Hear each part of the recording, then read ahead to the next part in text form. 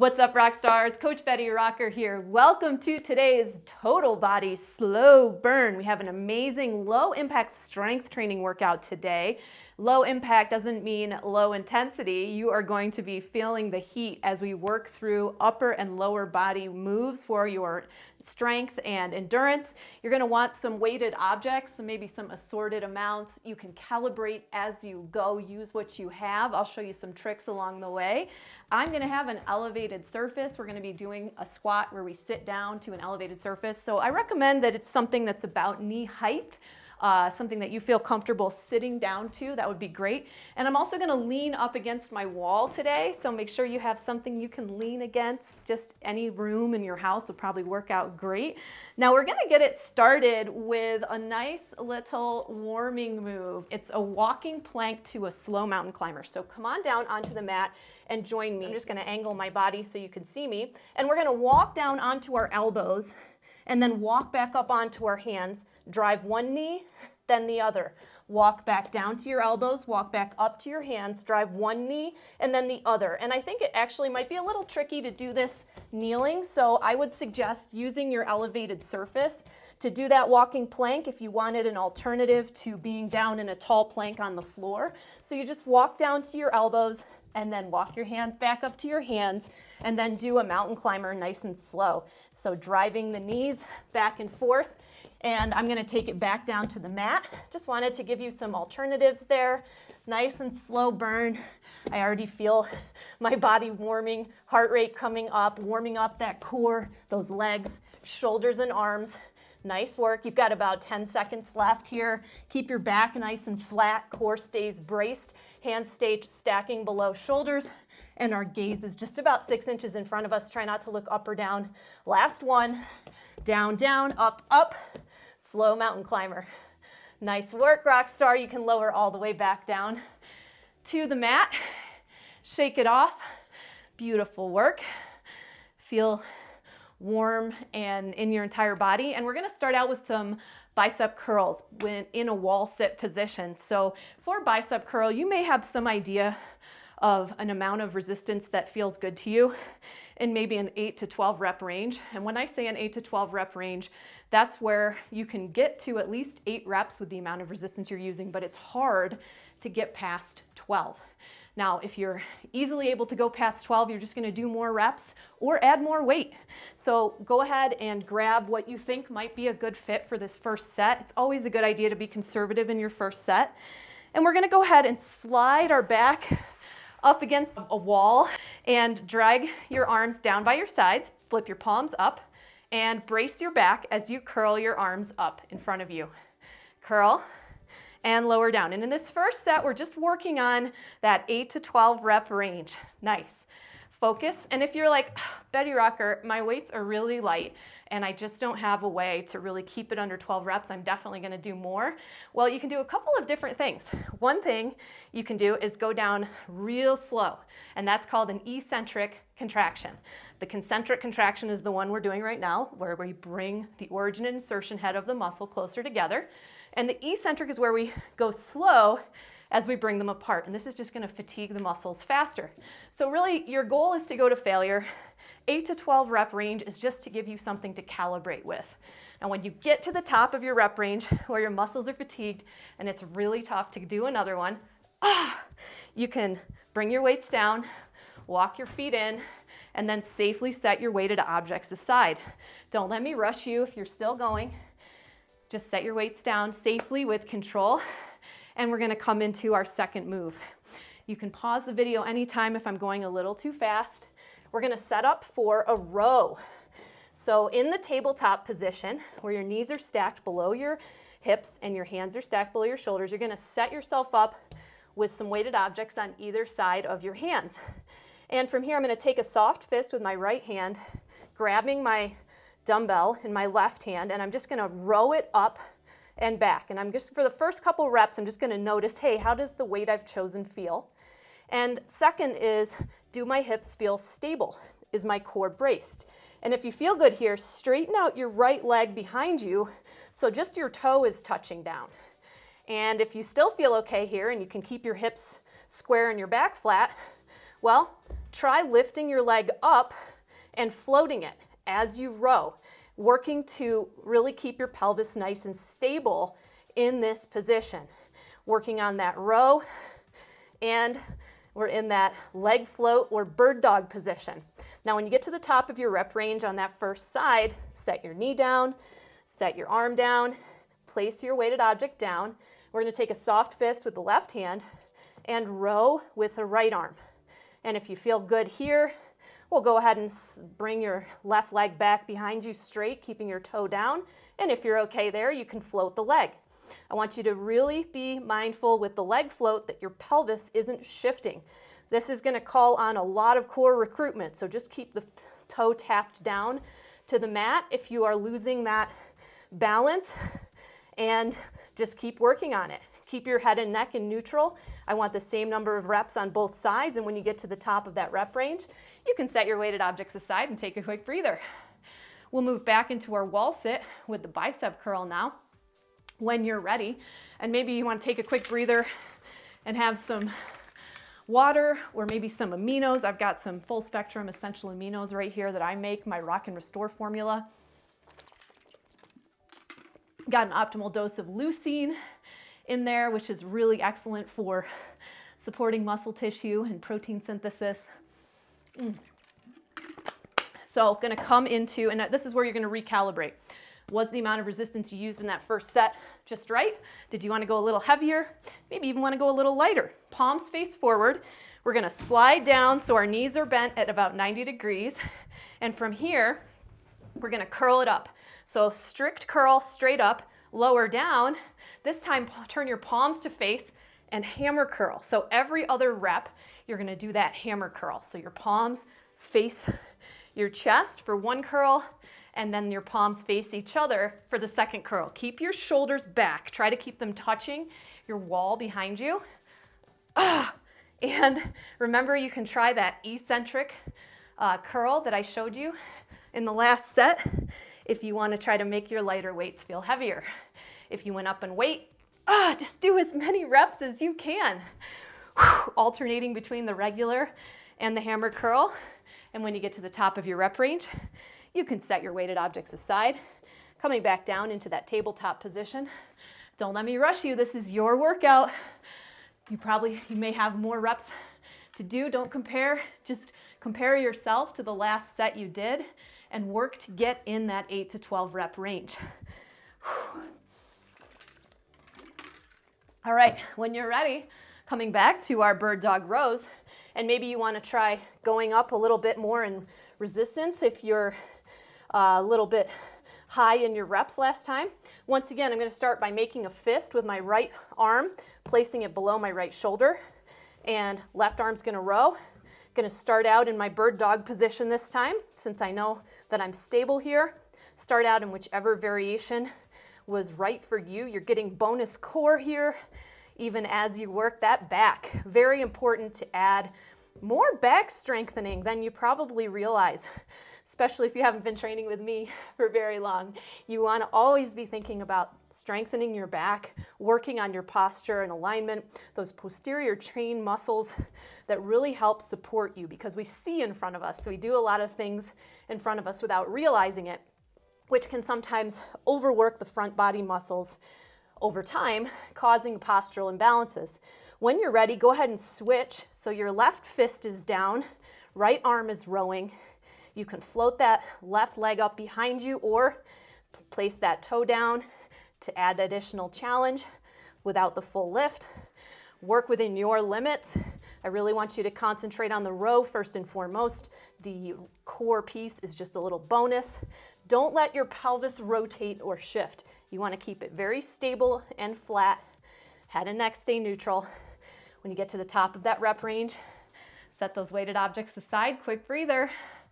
And we're going to go back to the last set of our wall sit curls. Once again, we're going to do those two-way curls. So finish your rows, don't let me rush you. And when you're ready, we'll go back. So think about how much resistance you want to use. Maybe the last second set you did was just right. Maybe you want to challenge yourself a little more with either some eccentrics or going heavier in your resistance, or maybe it was too much. Listen to your body, and when you're ready, Pick your chosen amount of resistance and come to your wall.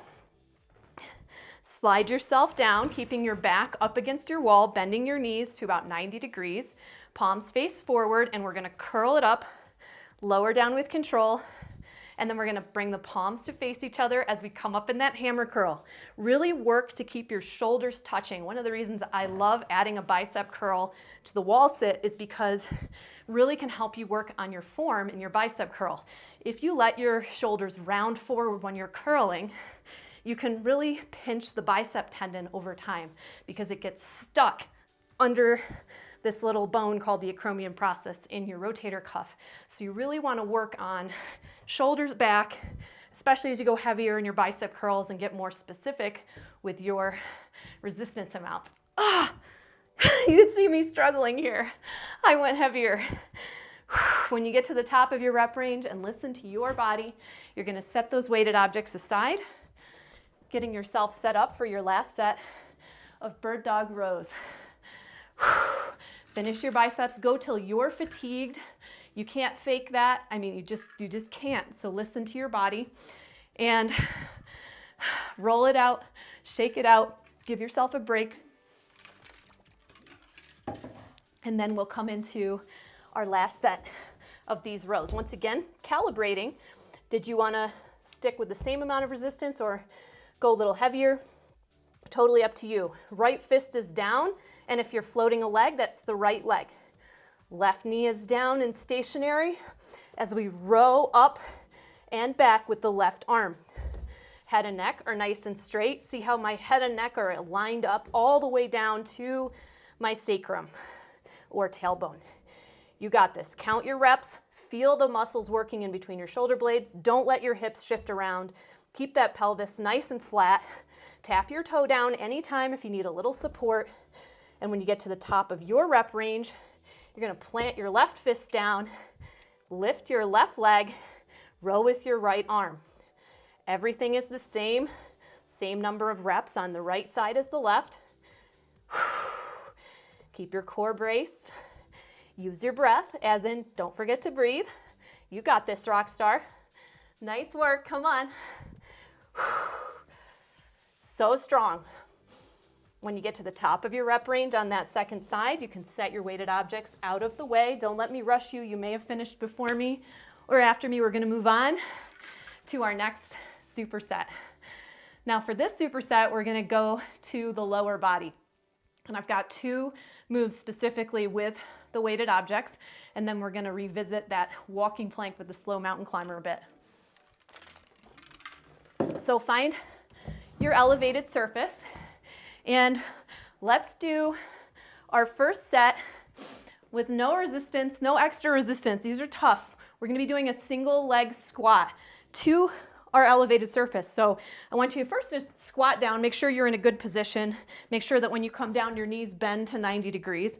Now on this next one, I want you to brace through your right foot and stand up just on your right leg.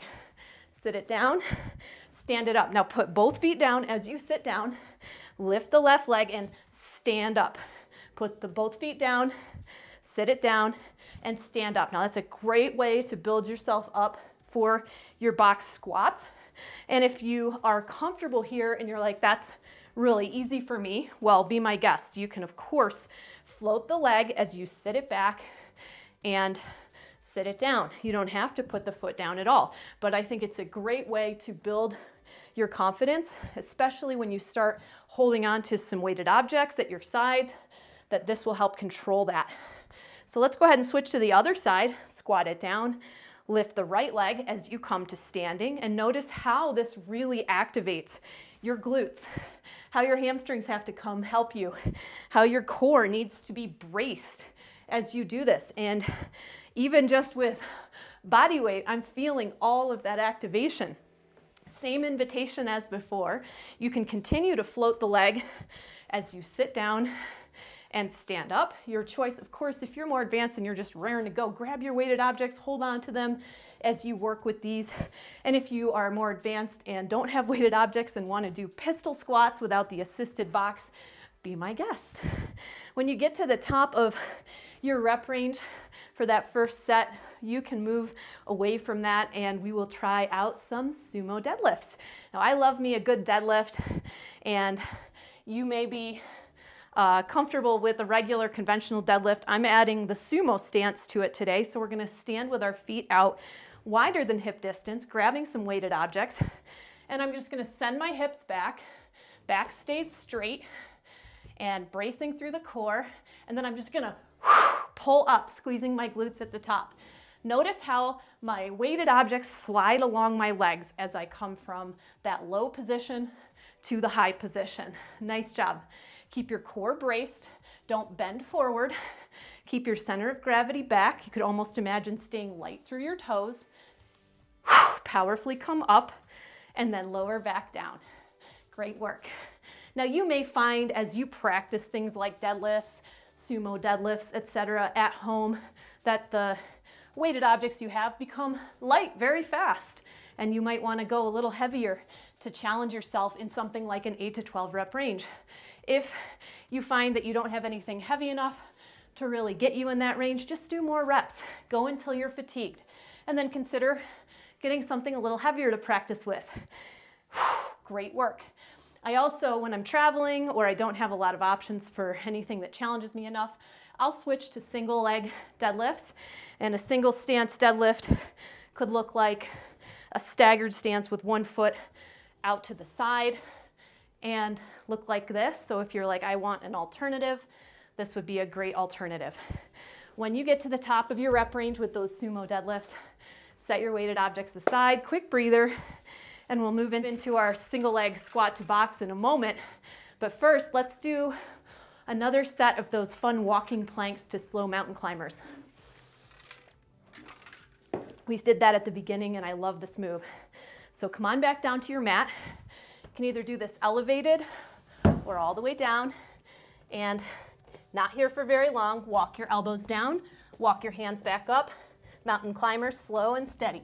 Down, down, up, up, and a slow knee drive. One side and then the other.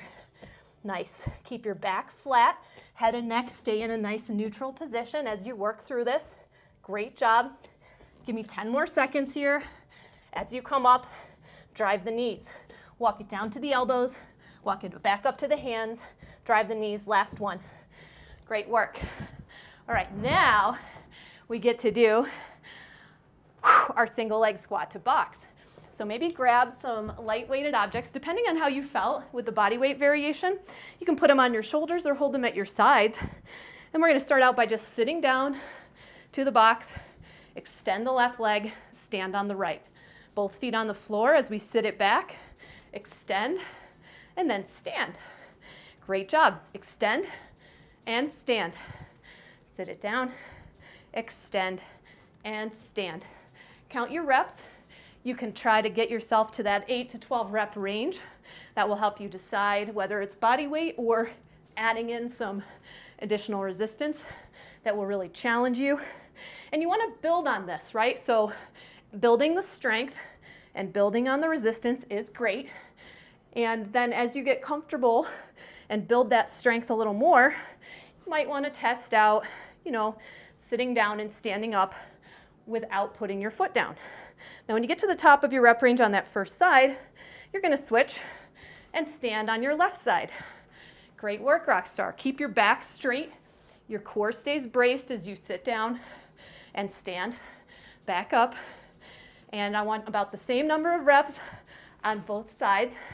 And remember, you always have that option to sit it down with both feet on the ground before standing up on one leg. Or you can keep the right leg floating as you stand and sit. As you build your strength and confidence, that's a great version to build up to. Be where you're at. Last one for me. Go to the top of your rep range. As you set weighted objects down and pick them up, we always want to bend the knees, keep the weighted objects in close to our body to protect our back. And that's why when we do the deadlift, we're always paying attention to keeping the weights in close. We don't want to round our back as we put weights down. We'll strain the back. Not great. So back to your sumo deadlift. Grab your weighted objects, picking them up safely. And I'll just go one more time over the single leg variation with the leg out to the side, just in case you want to take that. So you kickstand one leg out to the side, one primary leg is working, and then we hinge back with that leg fairly straight and come back up. So that's one option that you can do if you just don't have weight that feels challenging enough for you with the double legs down. Shoulders back in their sockets, wide leg stance, powerfully come up. Another great option is to just do more reps. Or you may have the weights at your house or wherever you're training that are challenging you in that 8 to 12 rep range. Why the 8 to 12 rep range? It's just an example for you to work on, to calibrate, because if you're doing bicep curls over time, you'll notice that you'll be able to do more reps with the same amount of weight over the course of a couple of months of practicing, because you'll just build more muscle strength and tissue. That's, of course, if you're resting after your workouts and giving your body time to recover, because when we're working out, we're breaking down our muscle tissue, and it's during our recovery process, when we're nourishing ourselves, that we're rebuilding it. So we want to give our bodies enough time. And that's why as we get into perimenopause and postmenopause, remember that the drop in our estrogen and progesterone means that we may have a longer inflammatory response and need a little bit more support, like more warming up, more cooling down. We might want to take more intentional recovery days and really prioritize our protein intake and the intake of essential amino acids to help support that repair and recovery period, because we just have more resilience and a little bit more of an edge when we have a higher level of estrogen when we're a little bit younger. So just stuff to pay attention to. And of course, in Rock Your Life, you've got all these challenges that have optimized schedules for you, whichever life stage you're in. So keep up the great work. Now we're going to go into our walking plank with the slow mountain climber. And I'm just going to make myself some space for this. We're not here for very long. Get yourself into your plank. You can be elevated or down on the mat. Walk it down to your elbows, walk it back up to your hands. Mountain climber, walk it down, walk it back up, drive the knee, nice and slow. One thing I like to try to challenge myself with is alternating which elbow I walk down to the mat with first between each rep. You've got about 10 seconds left, Rockstar. So try varying it. Right elbow leads you down, left elbow leads you down. Last 4, 3, 2, last 1. Nice work. Whew. All right, are you ready to practice another set of those single leg squats to box? I am. All right, so what have you learned and done so far? How are you feeling? Do you want to go heavier with the resistance? Do you want to try challenging yourself by floating your leg? Check in with yourself before you start this next set and get ready to go. Standing tall in front of your elevated surface, bracing your core. We're going to sit it back, tapping our butt down. I'm going to extend my left leg, standing on my right, and that option to put both feet down before sitting back down and standing again on one leg. Another option, you can float the leg as you sit and stand, tapping it down anytime you need a little bit more support. Great job, Rockstar. Count your reps. You're going to want to do the same number on both sides. Go to your fatigue point where it's tough to do more reps on that same side, and then you'll switch to the other side, bracing through your core, doing your own pace, your own number of reps. See what you learn about yourself today, where you're at. This is a judgment-free zone. This is just practice. Remember, we're always practicing. Keep that curiosity in mind as you move through things. That curiosity you had as a kid where you were challenging yourself against everything, climbing trees, playing on the playground. Your body is still capable of so many amazing things. We just have to remember to respect it and learn to train it for where we're at each day and with each stage of life. When you get to the top of that rep range, set your weighted objects off to the side. Quick breather. Don't let me rush you if you're still working on those squats, rehydrate, replenish, and we'll move into our sumo deadlifts round 2, or of course a staggered stance deadlift. And I was giving you the leg out to the side variation, so you do each side, same number of reps. If you were doing the staggered stance variation, just want you to have options, because I know you have varying amounts of equipment where you are.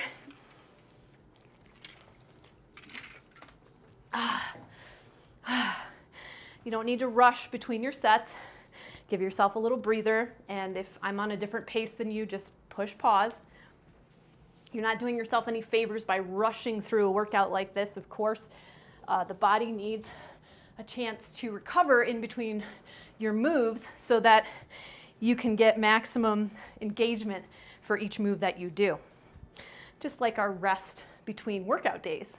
So feet out wide if you're doing the sumo deadlift, shoulders back in their sockets, core braced, send the hips back as you bend the knees, core is braced. I know I probably say that a lot because I want you to protect your back. Keep those weighted objects in close to your shins as you hinge.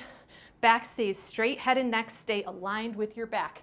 One thing that can be really helpful is if you have a full-length mirror where you're working out, you can just check your form and just check in to see how straight your back is and everything is aligned. If I had a broom handle going from my tailbone all the way up to my head, it should be pretty straight, right? Not straight up and down, but in a straight line. So my back's not arched or rounded. Everything is nice and engaged. Last one for me. Please finish your set strong. And of course, if you're doing a single leg variation, that will take you just a little bit longer to do all the reps on each side. Whew. I'm gonna add another set of walking plank to slow mountain climber, and then I'm gonna call this workout complete. So when you're ready, make sure you have enough space to move for your walking planks. Quick breather. Beautiful work, Rockstar.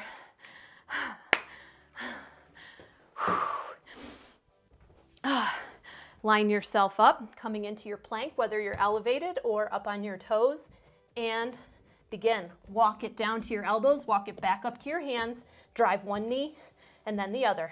You can play around, if you remember, with alternating which elbow leads you down to the mat and then comes back up. Nice work. Stay strong, nice flat back. Try not to let your hips raise up as you go through this. Great job, give me 10 more seconds. Come on, finish it strong. This is it. Home stretch, 3, 2, last one, finish where you're at.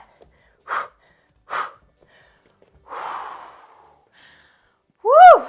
Amazing work, Rockstar. Thank you so much for joining me for this workout. Now, if you're in Rock Your Life, you will find a special cool down stretch that I created just for you to optimize your self-care. And if you're not in Rock Your Life, be sure to do some cool down stretching to take care of your body while you're nice and warm. And I love to invite you into Rock Your Life. It's my online fitness membership where we have challenges of all varieties and lengths. You could do a 5-day challenge, 14-day challenge, a 30-day challenge. You have so many options from home with this type of equipment that's really accessible. I also have body weight challenges with no equipment at all. Great if you're on the road traveling or rebuilding your strength and building a strong foundation with body weight training. And I also have challenges that use heavier equipment. So there's something for everyone. And speaking of everyone, I really love to support women as we go through time. If you are still in your regular cycling years, or you're in that perimenopause transition, or you are post-menopause, I have optimized the challenges in Rock Your Life for you in different life stages. So all you have to do is open them up and click start, and you will be on your way to taking care of and training yourself for your life stage. We have lots of nutrition support, lots of support from myself and the Team Betty Rocker coaches. Whether you want to be in our private group or you want support via email, you are a VIP in my community when you are in Rock Your Life. New members can grab a 30-day trial, and I would love to welcome you in so you can check it out, take a challenge on me, and enjoy yourself. Let me support you on your health and wellness journey. As always, I'm Betty Rocker. You are so awesome, blossom, and amazing. Love to see you in Rock Your Life. Grab the link, and I will see you there. Bye for now.